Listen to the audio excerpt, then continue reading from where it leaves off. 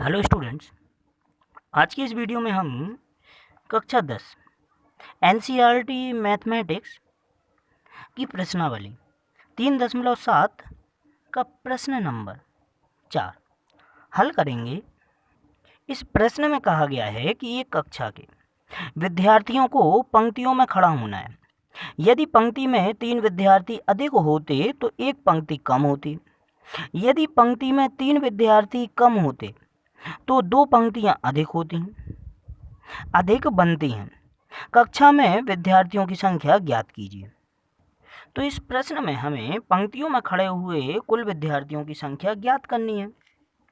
तो जब भी ऐसे प्रश्न आते हैं कि कुछ विद्यार्थी पंक्तियों में खड़े हैं और हमें कुल विद्यार्थियों की संख्या निकालनी है, तो इसके लिए हम करते क्या हैं कि पंक्तियों और प्रत्येक पंक्ति में विद्यार्थियों की संख्या का हम गुणा कर देते हैं।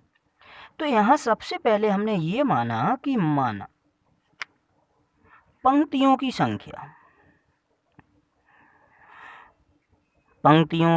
संख्या ये हमने मान ली बराबर x के, और प्रत्येक पंक्ति में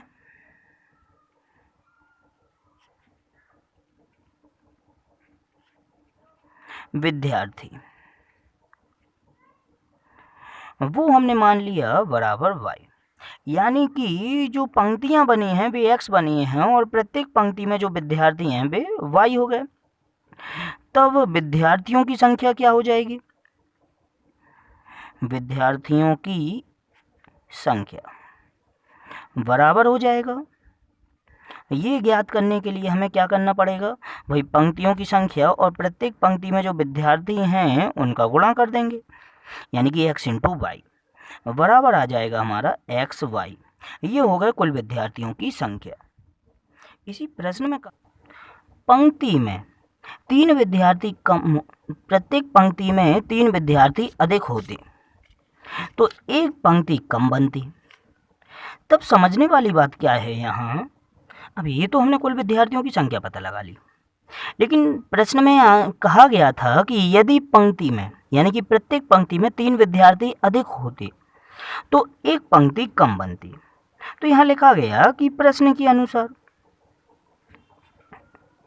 और प्रश्न में हो क्या रहा है? प्रश्न में हो रहा है कि यदि प्रत्येक पंक्ति में 3 विद्यार्थी अधिक होते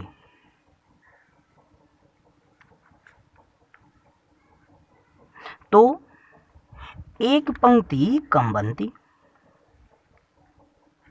तब इसका मतलब क्या हुआ? पहले पंक्तियों की संख्या कितनी थी? x, और अगर प्रत्येक पंक्ति में 3 विद्यार्थी अधिक हों तो कितनी पंक्तियां बननी है? एक कम बननी है। तो पंक्तियों की संख्या क्या हो जाएगी? पंक्तियां बराबर हो जाएंगी x माइनस 1, और प्रत्येक पंक्ति में विद्यार्थी, पहले प्रत्येक पंक्ति में विद्यार्थी थे y, जबकि इस बार पंक्ति में जो विद्यार्थी हैं वे कितने हैं? प्रत्येक पंक्ति में 3 विद्यार्थी कम हो रहे हैं, तब विद्यार्थी हो जाएंगे y प्लस 3। ऐसा ही प्रश्न में कहा गया था कि यदि प्रत्येक पंक्ति में 3 विद्यार्थी अधिक होते तो भाई पहले विद्यार्थी थे y, इस बार 3 अधिक हो गए तो प्रत्येक पंक्ति में विद्यार्थियों की संख्या हो गई y प्लस 3। और ऐसा करने पर कितनी पंक्तियां कम हो गई? एक पंक्ति कम हो गई। तो भाई पहले पंक्तियों की संख्या x थी, इस बार पंक्तियां हो गई x माइनस 1। तब कुल विद्यार्थी हम कैसे निकालेंगे भाई? पंक्तियों की संख्या और प्रत्येक पंक्ति में विद्यार्थियों की संख्या का हम गुणा कर देते हैं। तो पंक्तियों की संख्या है x माइनस 1 और प्रत्येक पंक्ति में विद्यार्थियों की संख्या है y प्लस 3। इन दोनों का गुणा करने पर ये निकलेगी हमारी कुल विद्यार्थियों की संख्या। तो किया हमने दोनों का गुणा। दो पद वाले व्यंजक में गुणा होना है तो पहले x का गुणा होगा दोनों में, x का गुणा y में हुआ xy, फिर x का गुणा प्लस 3 में हुआ 3x, फिर माइनस 1 का गुणा y में हुआ माइनस y, और माइनस 1 का गुणा प्लस 3 में हुआ माइनस का 3। ये हो गया हमारा गुणनफल। जिसको हम कहेंगे कुल विद्यार्थियों की संख्या। अब शुरुआत में कुल विद्यार्थियों की संख्या कितनी कही गई थी? X Y. इस बार कुल विद्यार्थियों की संख्या क्या आई है? X Y plus 3x minus Y minus 3। तो विद्यार्थी तो कहीं बाहर से लाए नहीं गए, उन्हीं विद्यार्थियों को बस पंक्ति में आगे पीछे करके खड़ा कर दिया गया। तो ये जो कुल विद्यार्थियों की संख्या निकली है X Y plus 3x minus Y minus 3, ये बराबर होगी पुराने वाले विद्यार्थियों की संख्या के बराबर। तो ये हमारा X Y plus 3x minus Y minus 3 बराबर हो गया एक्स वाई के। यहाँ एक्स वाई से एक्स वाई कट गया, तब हमारा बच गया 3x माइनस वाई बराबर माइनस 3, और इस ओर पूरा कैंसिल हो गया, माइनस 3 चला गया हमारा दूसरी तरफ, तो 3x माइनस वाई बराबर हो गया 3। इसको हम कह देंगे समीकरण नंबर 1। अब समीकरण 1 बनाने के बाद प्रश्न में आगे ये भी कहा गया था कि यदि पंक्ति में 3 विद्यार्थी कम होते तो 2 पंक्तियां अधिक लगती। तो यहाँ पर भी हमने लिखा कि प्रश्न के अनुसार। इस बार प्रश्न क्या कह रहा है? तो किया गया यदि पंक्ति में 3 विद्यार्थी, प्रत्येक पंक्ति में 3 विद्यार्थी कम होते तो 2 पंक्तियां अधिक होती। तो इसका मतलब क्या हुआ भाई? पहले पंक्ति कितनी थी? x शुरुआत में थी, लेकिन जब प्रत्येक पंक्ति में 3 विद्यार्थी कम होते हैं तो 2 पंक्तियां अधिक हो गई। तब पंक्तियां कितनी हो जाएंगी? x का 2 अधिक बराबर हो जाएगा x प्लस 2। और प्रत्येक पंक्ति में इस बार विद्यार्थी कितने हो गए? प्रत्येक पंक्ति में विद्यार्थी बराबर हो गए। इस बार कहा गया है कि 3 विद्यार्थी कम होते। भाई पहले विद्यार्थी कितने थे प्रत्येक पंक्ति में? y। इस बार 3 विद्यार्थी कम हो गए, तो ये हमारा हो गया y माइनस 3। तो ये हमने निकाल लिया पंक्तियों की संख्या और प्रत्येक पंक्ति में विद्यार्थी। अब हमें निकालना है कुल विद्यार्थियों की संख्या। तो कुल विद्यार्थियों की संख्या कैसे निकलेगी? कुल विद्यार्थियों की संख्या निकालने के लिए हमें पंक्तियों की संख्या और प्रत्येक पंक्ति में विद्यार्थियों की संख्या का गुणा करना पड़ेगा। तो करते हैं यहाँ हम गुणा करने के लिए x प्लस 2 और y माइनस 3 दोनों का गुणा करेंगे। x plus 2 into Y minus 3 ऐसा हमने लिख लिया। फिर से 2 पद वाले व्यंजक का 2 पद वाले व्यंजक में गुणा होना है। x का गुणा पहले इन दोनों में होगा एक्स वाई माइनस 3x, और फिर प्लस की 2 का इन दोनों में गुणा होना है, प्लस का 2y माइनस का 6। ये हो गया कुल विद्यार्थियों की संख्या। जबकि कुल विद्यार्थी कितने थे? X Y. भाई कहीं बाहर से विद्यार्थी लाए तो गए नहीं है, और ना ही पंक्तियों में जो विद्यार्थी खड़े थे उन्हें बाहर भेज दिया गया।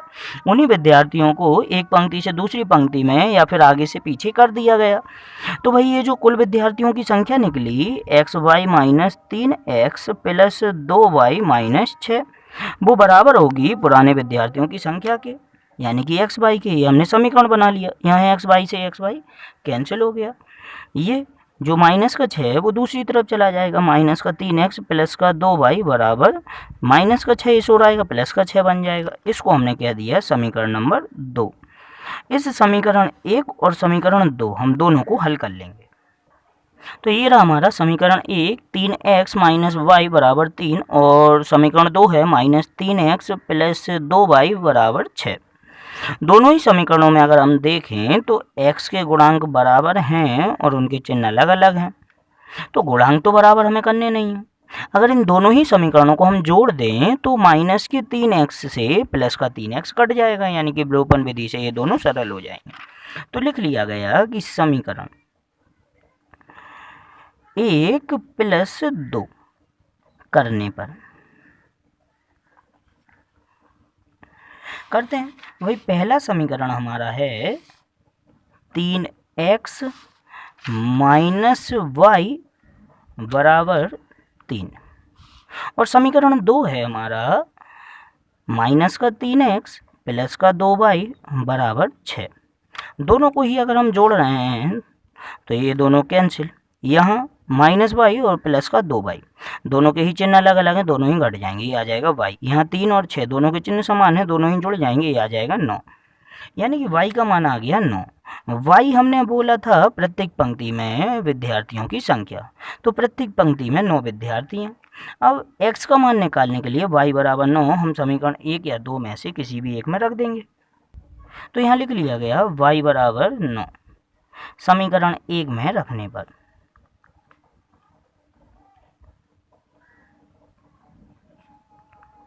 समीकरण 1 है हमारा 3x माइनस वाई बराबर 3, इसमें रखा गया तो ये हमारा आ जाएगा 3x माइनस वाई की जगह पे 9 आ गया, 9 बराबर 3।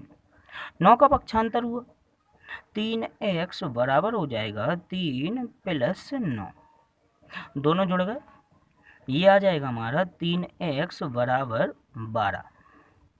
3 से 12 कैंसिल हो जाएगा 4, x बराबर आ गया हमारा 4।